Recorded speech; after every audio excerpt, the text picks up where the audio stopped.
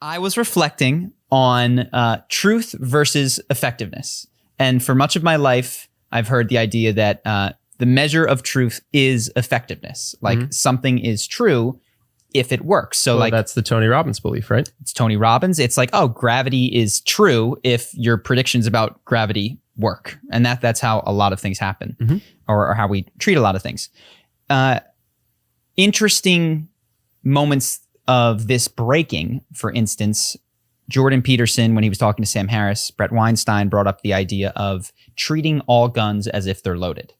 This is where truth and effectiveness we can sort of conceptually see break. Like it is more effective to treat every gun as if it is loaded when it comes to like in your house. Gun safety, sure. It's about safety. Now, not necessarily if you're in a war. In that case, treat them like they're unloaded and make sure that they're loaded or check. There's a different rule there, but you can see how depending on the context, what is effective and what we might call true can diverge. So I've just been noticing that in my life and the measure that I often use of what is true is what works, what gets me what I want, go ahead. In the gun circumstance, I think the problem isn't if you pursue truth, it's if you're overconfident that you know the truth without checking. Yes. So if the rule for guns, instead of saying treat every gun like it's loaded, was check every gun to see if it's loaded when you pick it up and make sure it's unloaded when you put it down, that would also work. But the problem is you run into people who think it's not loaded, but they haven't actually pursued truth. Does that make sense? Yes. And so truth is always effective, but we're not omniscient. It's not always effective depending on your goals. So like self-deception is effective. Like if I can convince myself that my product is really good and it's only kind of good, I'm going to be a better salesman. So what works for the purposes of the ego and your survival is not actually what is true. But go ahead. Just another thing that popped in my head. Short term, potentially. Yes. But long term, even if your goal is self-creating wealth, it's just selfish, right? Yeah. Acknowledging the truth that your product is mediocre and making a great product and then actually selling it well will sell the same in the short term. It'll cost you time in investment to get there, but it'll cost you same in the short term and more in the long term. Because when you are really good at selling the mediocre thing, your profits spike. Then everybody talks about how crappy it is, and then it stops. But when it's great, your sales spike, and then word of mouth takes off, and then it grows. Yes. So I think even in that circumstance, if you knew truth and your goal was creating wealth, you'd be better off because you wouldn't sell something mediocre ever. Well, so here's the issue is that you're identifying something that is, as you increase the time span, truth becomes more important as you increase time spans. Yeah. But the problem is the human lifespan isn't long enough for that to always be true. So like if you're Kim Jong-un, it behooves you to believe that you are divinely ordained. Because if you could just go your whole life like believing you're divinely ordained, like the pharaohs, you'll get everything you want. You know, and if you don't, you're not going to get everything you want because then you're like, oh, I can't really do this anymore. I have to like open up this country and, you know, suffer military tribunal and probably get hanged. We need to do studies to see if the pharaohs were actually happier than regular people. Well, so happiness, this is what I'm confronting and realizing is that there's going to be, even over the span of a lifetime, moments where what you want, what your ego wants, what gets you attention, makes the sale, prevents you from shooting someone or helps you to shoot someone, diverges from what is true. And your survival goals are going to be better suited by ignoring the truth.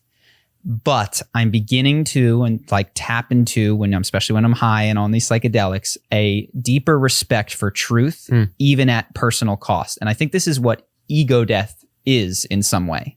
It's the realization that this ego is a construct and I'm willing to literally die to get beyond it to what is more true. And I actually, when I experienced ego death on psychedelics, fought like crazy, like kicked and screamed and was like hanging on to any fragment of a memory that I had because I was like, fuck truth. Like, do not let me die. Do not let me die. And it was the most visceral panic. And so I know that I'm not actually there where I care ultimately about truth, but I'm starting to recognize that there is value beyond what I can see to it. And my own life is just filled with decisions that are not interested in truth. Like what works for me, what gets me what I want, what lies about myself can I tell myself that other people will believe about me, that I'm not even aware of, and that self-deception kicks in, and then I feel good about the lies that I tell everybody. Yeah. So anyway, I was just thinking about that, noticing it. No takeaway other than I'm trying to care about truth. Yeah. Well, actually, funny enough, I actually think it is the best thing and the most effective thing, even in a human lifespan over the course of 50 years. There might be all times like the pharaohs where there's exceptions, but I do think that a lot of times when you try to circumvent truth for what's best for you, it does end up being something bad. I disagreed with your first sentence and I agreed with your last sentence, which is to say that, so like even one of the big lies might be the independence of the ego and the self, and we might all just be this big reality soup. So in one sense, it's like, no, the truth is literally going to make you stop eating and die. So it's not good for your life. But within the parameters of that, I 100% agree that like there's times in our life where if you, I don't know, say you cheat on your boyfriend or girlfriend and they'll never find out you did it in Las Vegas and you're like, I don't ever have to say this and it can just be fine.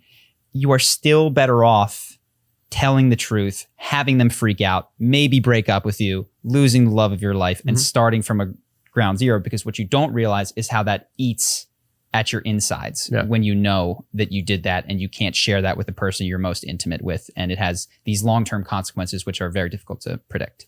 Yeah. And funny enough, if you held yourself to that standard before you went, you probably wouldn't cheat, because you would know that you would tell the person if you did. Yes. And then you would realize that what you're doing isn't worth it. But if you convince yourself it's okay to lie, you won't do the math right on the benefit and the harm of what you're doing. Yes. Until it's too late. Yes. And then you'll realize I was too short. Like this is Naval Ravikant's thing. It's all about the long term. I focused on the short term and now I regret it. And here we are. But if you had known you had to be honest the whole time, weirdly enough, you wouldn't do the thing that you regret doing. Oh, if you know you have to tell the truth, it slows down so many of your decisions that you make. It's crazy. If you're like, I'm going to have to tell someone about whatever it is if I do this. And we talk about this in our marketing. We try to, I think it's, man, this is why I like the idea of a God that sees everything, but it's also external to you. And you then try to start like cheating and navigating. It's like, it's not actually necessarily an internalized sense of wanting to tell the truth, but that's kind of what it does, is the idea that there's these eyes on you all the time makes you behave in a much better way, because even if nobody else saw it, God has eyes on it. Yeah. So now God's just called Siri. Yeah. And it sees all. Hope that you guys enjoyed that clip. If you want to see more like this and have us do more podcasts, we are 100% funded by our generous patrons. And if you'd like to contribute, there's a link in the description, and we'll have one pop up on the screen right here so that we can do more podcasts where we have fun conversations and hopefully some deep ones like this. Either way, hope that you enjoyed the video, and I will see you in the next one.